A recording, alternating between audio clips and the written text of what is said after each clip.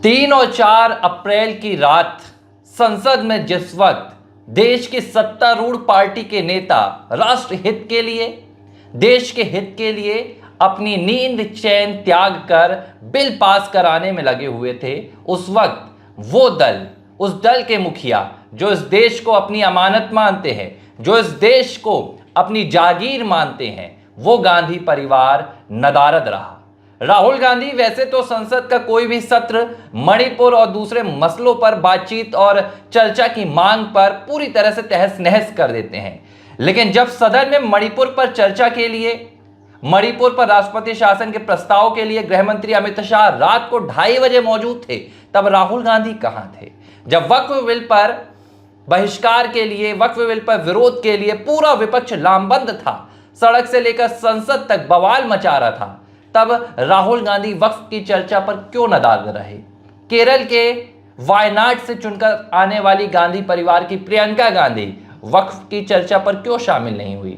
यहां तक कि राज्यसभा में भी सोनिया गांधी वक्फ के मुद्दे पर ना तो मतदान करने पहुंची, ना ही चर्चा पर पहुंची। ऐसे में सवाल उठता है कि जो सत्तारूढ़ को लगातार, केंद्र की मोदी सरकार को लगातार कटघरे में खड़ा करते हैं, जो बार बार ये कहने से नहीं थकते हैं कि सरकार बिना चर्चा के, बिना विपक्ष के मत के कोई भी बिल लाती है, जब असल में चर्चा होती है तो ये क्यों गायब हो जाते हैं? तस्वीर साफ है कि आपके पास बोलने के लिए शायद कुछ नहीं रहता है।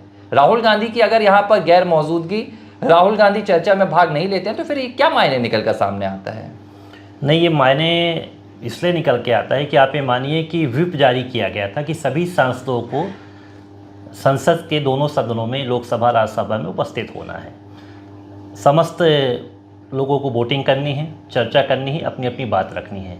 बेहद ही गंभीर मसला था और सिर्फ संसद में इस पे बहस तो छिड़ी हुई है, संसद के बाहर भी जो तमाम नेता हैं, चाहे वो लोकसभा में संसद सदस्य हों या ना हो, राज्यसभा में संसद सदस्य हों या ना हो, लेकिन बाहर इसमें राजनीति करने से नहीं चूक रहे हैं।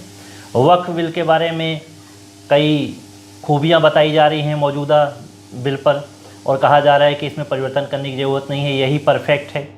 ये तमाम बातें जो इसके पक्ष में रखी जा रही हैं, जो विपक्ष रख रहा है कि चेंजेस करने की कोई ज़रूरत नहीं थी, संशोधन की ज़रूरत नहीं थी, और जब मौका आता है कि भाई इसमें कमियां क्या हैं और क्या जितना परफेक्ट ये बिल है इसमें कोई चेंजेस की ज़रूरत नहीं है, ये बताने का जब मौका आता है तो विपक्षी दल के जो प्रमुख नेता हैं वो नदारद रहते हैं, चर्चा करने से नदारद रहते हैं। देखिए, लोकसभा में विपक्ष की भूमिका बहुत महत्वपूर्ण होती है। विपक्ष का नेता पिछली बार तो बनाना ही मुश्किल हो गया था कि इतने कम सीटें आई थी कांग्रेस की, वो तो चलिए गठबंधन और तमाम चीज़ों को लेकर बात बनी और विपक्ष खड़ा हुआ। इस बार जब आप नेता प्रतिपक्ष बने, राहुल गांधी को ही नेता प्रतिपक्ष बनाया गया, उनको ही सबसे बेहतर माना गया, तो उनको मुद्दों पर बात करनी थी। भाई वो कितनी लंबी यात्रा करते हैं संविधान बचाने के लिए, बाहर सड़क पर इतना संघर्ष करते हैं, लेकिन असल मुद्दा क्या होता है कि कोई बिल हो, कोई कानून बनाना हो, जो बातें हम संसद के पटल पर रखते हैं वो रिकॉर्ड में आती हैं, और वहाँ पर अगर हम जितना परफेक्ट होते हैं तो जनता को भी समझ में आता है। आप समझिए कि जो भी यहाँ के अगुवाई करते हुए सांसद सदस्य जाते हैं या विधायक जाते हैं, सबसे पहले ये कहा जाता है कि संसद में सवाल उठाया गया। अब कल ही की बात करिए कि अगर कोई हित की बात होती है, कल लोकसभा में यहाँ जबलपुर के सांसद आशीष दुबे, उन्होंने क्रिकेट स्टेडियम के लिए सवाल उठा दिया, उसकी चर्चा हो गई। तो ये 15 लाख की आबादी का तकरीबन एक संसदीय क्षेत्र होता है, ये माना जाए, तो उस सब की आवाज़ बनते हैं। और ये जो बिल की हम बात कर रहे हैं जिस पे बहुत ज़्यादा हंगामा है, तमाम जगह जहाँ पर भी अल्पसंख्यक लोग हैं, जो प्रमुख अल्पसंख्यक धर्म हैं, उसके बारे में चर्चा हो रही है, तो मैं मानता हूँ कि इसमें सीरियस होना था। और सत्ता दल को मैं देखता हूँ कि 2:30 बजे अमित शाह गृह मंत्री खड़े होते हैं, वो कहते हैं कि मणिपुर में जो राष्ट्रपति शासन लगाने के लिए प्रस्ताव लगाते हैं, तो मल्लिकार्जुन खड़गे जो राज्यसभा में रहते हैं वो कहते हैं कि साहब अब आप भोजन कर लेते हैं और बहुत देरी हो गई है, कल कर लेंगे। तो अब कोई अगर वहाँ विपक्ष का नेता होता या कहीं कोई चर्चा करने की बात आती तो यहाँ बात बनती, तो मल्लिकार्जुन खड़गे ने तो मना कर दिया, वही बात लोकसभा में होती। तो ये तमाम चीज़ें जो निकल कर सामने आती हैं, ये देखने को मिलती कि आप सीरियस क्या है। आप वोटिंग करने आते हैं घर के पहनावे में आ जाते हैं, आप सीएस नहीं देखते। आपका एक ऑरा होना चाहिए। एक विपक्ष का नेता जिसको कैबिनेट मंत्री का दर्जा मिलता है, कोई मामूली बात नहीं है, आपको दर्जा तमाम चीज़ें हैं, एक सम्मान होता है, पक्ष विपक्षी होते हैं, पूछा जाता है कि कौन है। तो ये तमाम चीज़ें निकल के सामने आई। मुझे तो लगता है कि सीएस नहीं है, प्रियंका गांधी, सोनिया गांधी जी, ये तमाम लोगों को उपस्थित होना था, चर्चा करनी थी।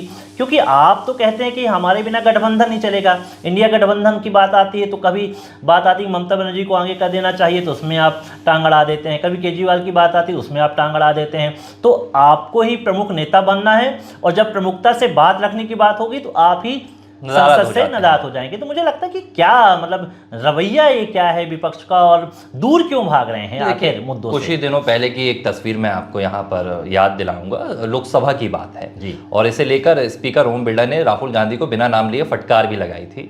सदन में वो मौजूद थे और प्रियंका गांधी बैठी हुई थी। राहुल गांधी आते हैं और प्रियंका गांधी के गालों को ऐसे खिलाते हुए आगे बढ़ जाते हैं। ठीक है, भाई बहन का प्रेम है, भाई बहन का परस्पर प्यार है, लेकिन तब ओम बिरला कहते हैं कि ये सदन है और यहाँ पर हर एक सदस्य संसद का सदस्य है। यहाँ कोई किसी का भाई नहीं है, कोई किसी की बहन नहीं है, यहाँ पर पति पत्नी भी हैं, लेकिन इस व्यवहार की यहाँ पर आपसे उम्मीद नहीं की जाती है। संसद के अपने नियम होते हैं। राहुल गांधी ये तो संसद में करते हैं, प्रधानमंत्री मोदी को जाकर गले लगाते हैं। राहुल गांधी ये कहते हैं कि मणिपुर पर उन्हें चर्चा के लिए बोलने नहीं दिया जाता है। स्पीकर ओम बिरला उनका माइक ऑफ कर देते हैं। विपक्ष की आवाज दबाने के आरोप राहुल गांधी अपने हर भाषण पर लगाते हैं। और हैरत और हैरान करने वाली बात कब निकलकर सामने आती है, जब मणिपुर पर राष्ट्रपति शासन लगाने का प्रस्ताव लाया जाता है तो आप नदारद रहते हैं। जब विपक्ष में आपकी भूमिका, आपने क्या कहा था, जब राहुल गांधी को विपक्ष का नेता बनाया गया तो उनकी ही पार्टी के और तमाम विपक्षी दलों के नेता ने राहुल गांधी की तुलना सीधे प्रधानमंत्री मोदी से कर दी। शैडो पीएम की यहां पर तमाम बातें बताई गई। कहा गया कि अगर किसी स्थिति में सरकार गिरती है तो राहुल गांधी यहां पर सरकार बनाने का दावा करेंगे, भारत के अगले प्रधानमंत्री बनेंगे। ये बातें हुई थी। यहां तक कि तस्वीरें तो ऐसी भी बताई गई थी कि राहुल गांधी का लोकसभा नतीजों से पहले 4 जून की बात कर रहा हूं, इससे पहले कांग्रेस पार्टी ने तमाम वीडियोस बना लिए थे कि राहुल गांधी प्रधानमंत्री बनेंगे, किस तरह सोशल मीडिया पर वीडियो डालने हैं। लेकिन नतीजे आए तो कहानी कुछ और निकल कर आ गई। तो एक विपक्ष के नेता की भूमिका क्या होती है, यह राहुल गांधी को दिखानी चाहिए थी, लेकिन आप अलबत्ता क्या कर रहे हैं, आप संसद में विपक्ष के सबसे बड़े नेता, सबसे बड़ी पार्टी के नेता होने के बावजूद वक्फ की पूरी चर्चा से नदारद रहते हैं। आपने क्यों वहां पर चर्चा नहीं की? आपके पास पर्याप्त समय था, 4.5 घंटे का वक्त यहां पर 4 घंटे का विपक्ष को दिया गया था। आपकी पार्टी के नेता ये तमाम नेता बोल रहे हैं, प्रतापगढ़ी बोल रहे हैं, इमरान प्रतापगढ़ी ने बोला, दूसरे नेताओं ने बोला, तो आप इससे क्यों पीछे हट गए? आप गोगोई को यहां पर जिम्मेदारी देते हैं कि गोगोई पक्ष रखे। राहुल गांधी को तो यह स्थिति स्पष्ट करनी चाहिए कि आखिर आपने वक्फ पर क्यों अपनी बात नहीं रखी। इससे 2 चीजें निकलकर सामने आती हैं।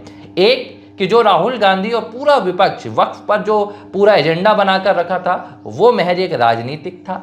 पूरा विपक्ष इस बात को जानता था कि संसद में इस पर चर्चा करने का कोई फायदा नहीं है, क्योंकि सरकार जो अमेंडमेंट बिल लेकर आई है, जो संशोधन लेकर आई है, वो एकदम जायज़ है और इसके विपक्ष में बोलने के लिए हमारे पास कुछ है नहीं। एक तो इसका कारण ये है, और दूसरी इसकी वजह है कि राहुल गांधी कहीं ना कहीं अब जो एक बात बार बार भाजपा भी आरोप लगाती रही है कि एक टूरिज्म वाली पॉलिटिक्स करते हैं। राहुल गांधी का जब मन होता है संसद में आते हैं, संविधान की किताब उठाते हैं, कभी शिवजी की फोटो लेकर आते हैं, कभी बौद्ध की फोटो लेकर आते हैं, तो कभी गुरुदेव नानक की फोटो लेकर आते हैं और पूरा मजाक बना के रखा है संसद को। और गांधी परिवार में अगर हम दूसरे सदस्यों को देखें तो प्रियंका को देख लीजिए, आप आती हैं फिलिस्तीन के समर्थन का बैग लेके लोकसभा आ रही थी पिछले सत्र में।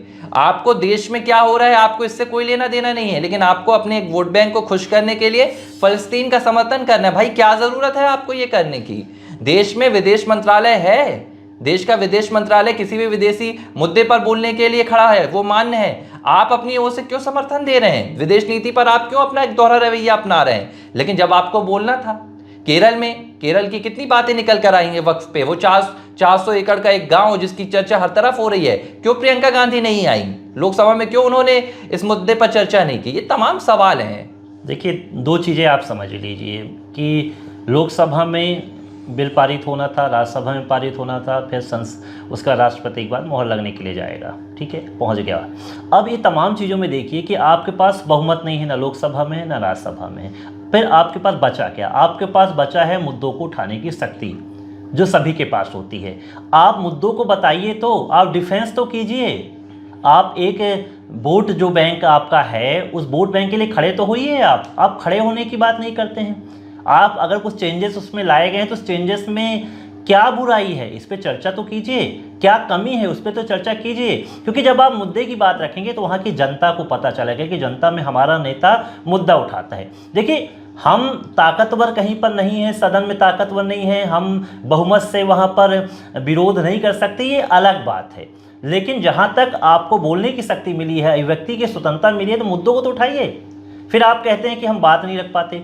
जायज़ बात अगर आप रखेंगे तो उसमें सत्ता पक्ष को भी दबाव आता है, सही बात रखी जाएगी और फिर सोचने पे मजबूर हो जाती है सत्ता पक्ष की, सही बात है यार, कुछ वोट बैंक हो या ना हो, लेकिन करना तो पड़ेगा हमें कुछ ना कुछ इस पर। तो तथ्यात्मक जो बात होती है वो आपको रखना चाहिए था, लेकिन आप उससे दूर रहते हैं। देखिए, सोनिया गांधी जी को भी रहना था, अभी फिट फाट हैं, वयोवृद्ध हो रही हैं, लेकिन ना जाके क्या संदेश दिया उन्होंने। और राहुल गांधी जी क्या संदेश दे रहे हैं इन तब चीज़ों पर। जनता अगर सोचेगी तो क्या सोचेगी, आप ये बताइए ना कि स्थिति हमने किस नेता को भेज दिया वहां पर, मुझे जो कि लोअर और टी शर्ट में पहुंच रहे हैं संसद भवन और वोटिंग करने के लिए जा रहे हैं। तो आप एक बार चुनाव हार चुके हैं, आपको सीट बदलनी थी, फिर आप बड़े मुश्किल से चुनाव जीते। तो ये ऐसे हालात जो बनेंगे तो जनता का भरोसा आप कैसे जीत पाएंगे? और सपने आप प्रधानमंत्री के देखते हैं। देखिए विवेक जी, मुझे एक चीज़ याद आ रही है, संसद में ही राज्यसभा की बात थी, एक बिल आया था, इसके विरोध में कांग्रेस पार्टी को वोट डलवाने थे। मुझे याद है व्हील चेयर पर मनमोहन सिंह आए थे, बिल्कुल कांग्रेस पार्टी उन्हें लेकर आई थी जबरदस्ती कि नहीं आप आइए।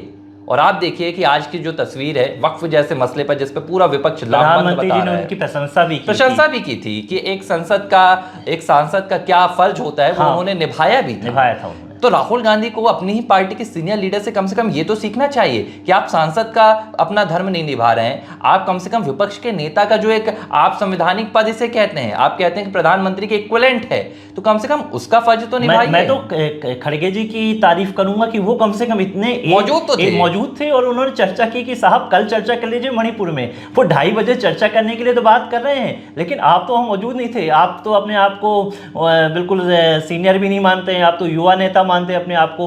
तो मल्लिकार्जुन खड़गे जैसे नेता जब वहाँ पर मौजूद हैं, अपनी उपस्थिति से अचंभित कर रहे हैं सभी लोगों को, तो आपको इस बात का ध्यान रखना चाहिए। तो मुझे तो लगता है कि विपक्ष का रवैया बिल्कुल ठीक नहीं था, खासकर गांधी परिवार का जो रवैया था बिल्कुल ठीक नहीं था।